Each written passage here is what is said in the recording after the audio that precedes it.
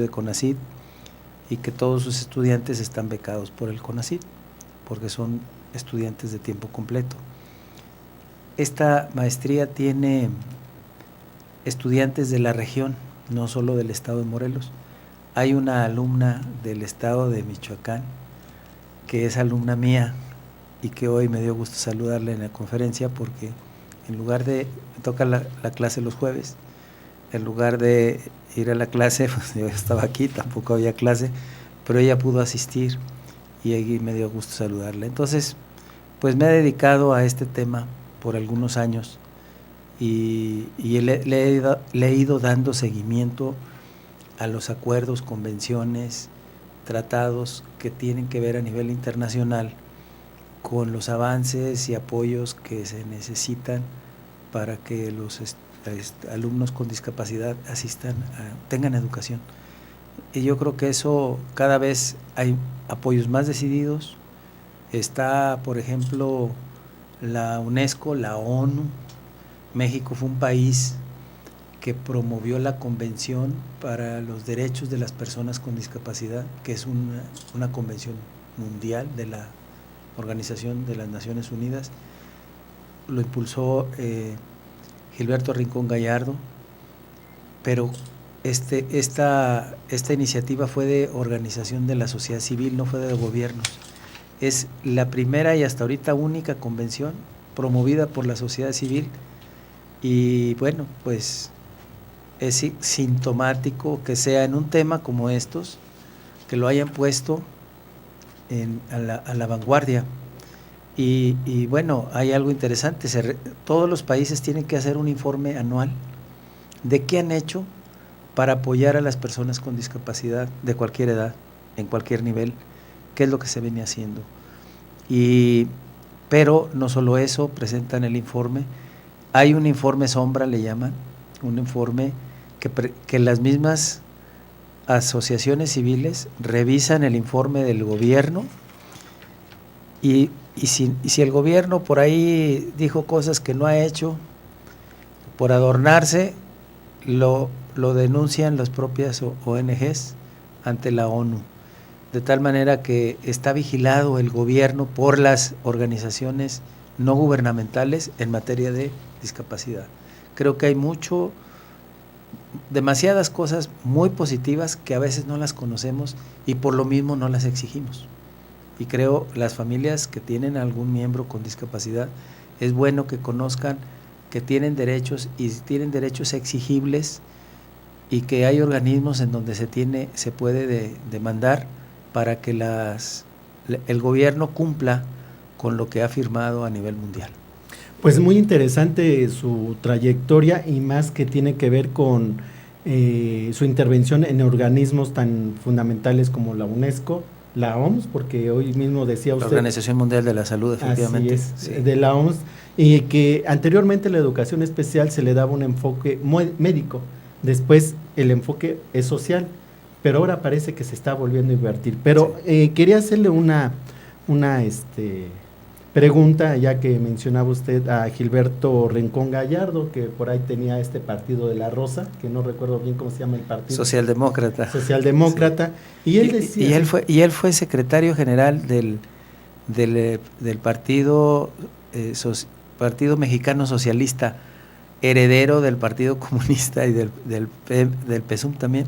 O sea, un hombre de izquierda, con una trayectoria amplia, fue preso político en el 68, pero en la última parte de su vida dedica a este tema de la discapacidad. Él mismo era una persona con discapacidad, tenía secuela de la talidomida en aquella época, después de la Segunda Guerra, que de alguna forma, y él tenía este problema, pero dedica este tema y yo no lo veo congruente porque pues es un tema, vamos a decir, de la socialdemocracia, que hay que atender los derechos universales de las personas y las personas con discapacidad tienen derechos universales que van más allá de lo que un país les quiere ofrecer o les puede ofrecer. Qué bien que lo menciona, y no sabía que él había sido preso político. Una persona que estuvo a punto, de verdad, de sí ganar, porque en ese tiempo contendían Cuauhtémoc Cárdenas, Así es. la Bastida, Sí. ¿verdad? Rincón Gallardo, Es- y Creo ¿quién que, más? creo que Fox. Fox, No, sí, Fox. Sí, Sí, porque claro, ¿no? inclusive como premio de consolación, vamos a decirlo, le dio la secretaría que tenía que ver con la discapacidad. Sí. Creo que de las cosas buenas que se Sí. hizo Fox fue que sí creó, dio énfasis, pero porque Rincón Gallardo, Sí. una persona sumamente lúcida. Sí, y beligerante en su tema.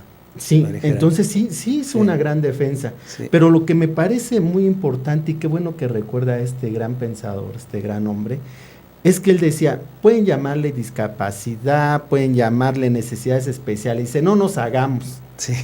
Hay una discapacidad, eso es real. Sí, ese Entonces, es real. ¿cómo lo vamos a atender? No se trata de poner nombres, Ujú. sino cómo vamos a atender. Entonces, de varias cosas que usted hablaba el día de hoy, parece que tocó dos puntos importantes que tienen que ver con el justnaturalismo y el jus judendi, o de justicia. Ujú. Y usted hacía énfasis en el justnaturalismo, que tiene que ver con las garantías. Ujú. Yo no estuve muy de acuerdo y, Sí. por eso lo pongo al aire esto. Está muy bien. No estoy de acuerdo en que usted decía que era bueno, que pasa de ser una garantía individual a ser un derecho humano. Así es. Según la ley, lo que recuerdo, yo no soy jurista ni nada. Ni yo tampoco, no sé. pero bueno. Pero bueno, nos metemos, Sí, ¿verdad? sí, porque sí es una obligación. es un tema ciudadano. Exactamente. Entonces, yo recuerdo que el justnaturalismo tiene que ver con esta parte de las garantías, porque dicen que las garantías no se otorgan.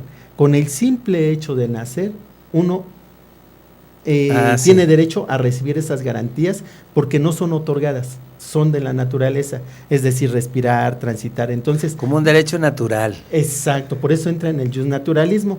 Entonces sí me llamó mucho la atención cuando usted decía, no, es que es bueno que hayan pasado de garantía a derecho humano. Y no, yo le digo, ¿por qué? Un derecho humano fue, vamos a decir, un acuerdo, un consenso Sí. legal, final de cuentas, para que todas las instituciones, ¿verdad?, todos los países que se regulen y que entren en organismos internacionales, se respeten ciertos derechos. Cuando hablamos de derecho, hablamos de norma. Sí. Es decir, que lo que esté escrito se debe cumplir. Exactamente. Si no está escrito, no. Por eso yo decía... Como derecho positivo. Exacto, el derecho es positivo. Si está Sí. escrito, adelante. Y si no, no existe. Entonces, una garantía sí da este estatuto que, como es natural, no se otorga ni se puede quitar. Ajá. Entonces, a ver, Bueno, la confusión. sí, no, bueno, lo que yo mencionaba es que la garantía que otorga el Estado como representante de la sociedad, de la nación, pues hay condiciones excepcionales en donde se tienen que suspender porque el Estado considere que está en riesgo y suspende esas garantías. Ujú. Y cuando se trata de derecho humano, pues no se pueden suspender, porque son las más básicas, más elementales, las vitales, y nadie se la puede suspender.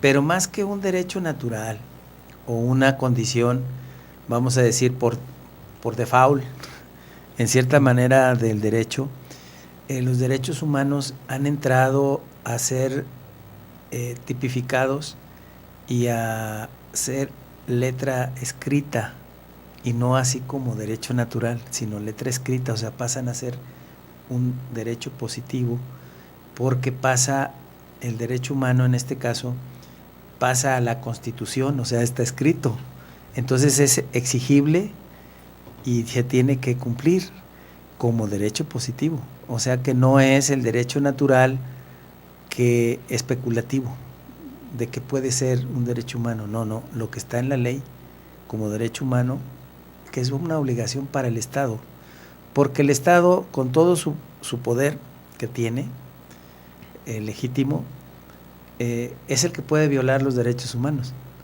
O sea, por muy poderosos que pueda haber de forma privada, empresas, no hay más poderoso que el Estado, y el Estado puede violar esos derechos. Entonces, el derecho humano es para que el Estado se contenga en no violarlos. Es más, desde ese punto de vista que hay que contener al Estado en su poder sobre el ciudadano.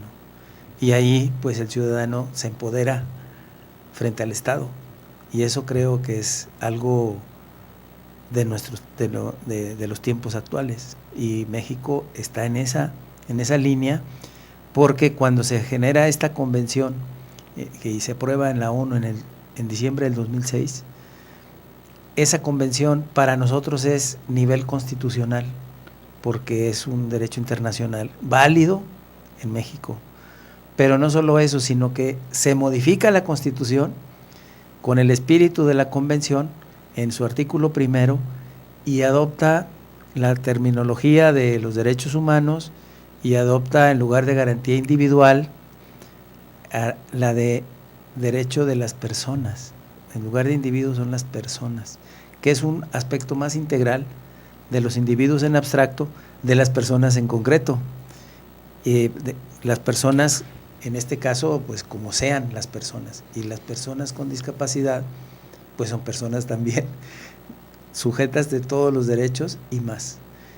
Entonces, lo que ahí mencionamos es que esta convención nos vino a dar más derechos y que provienen nada menos que de la organización de las personas con discapacidad, y nos beneficiamos las personas sin discapacidad. Muy bien. Ahorita que hablaba usted de legitimidad, sí, recordé mis clases de ciencia política. Ajá. Y es que usted me está haciendo repasar toda la currícula, ¿verdad? Sí. Y me vino la palabra de legítimo y legal, que obviamente son dos cosas distintas, ¿no? Sí. En realidad, porque hablaba de la legitimidad y demás, y me recordó a un personaje que es como el América, o es querido o es odiado, y me refiero a Carlos Salido del Atari, no, Carlos Salinas de Gortari. Entonces, este señor, con todas las críticas que pueda tener, me parece que fue el único presidente después de Torres Bodet, ¿verdad?, que es el gran secretario de Educación, viendo el problema de la educación, ordena a un equipo encabezado por Gilberto Guevara Niebla que haga un diagnóstico sobre la educación. Y digo, y el señor podrá tener todo, Carlos Salinas de Gortari, pero me parece que fue un acierto el que nombrara a este gran educador, intelectual y todo lo que ha hecho en educación, porque el trabajo que hace de que le entrega el diagnóstico a Carlos Salinas de Gortari, la catástrofe silenciosa, sí hace temblar, y ahorita se está reeditando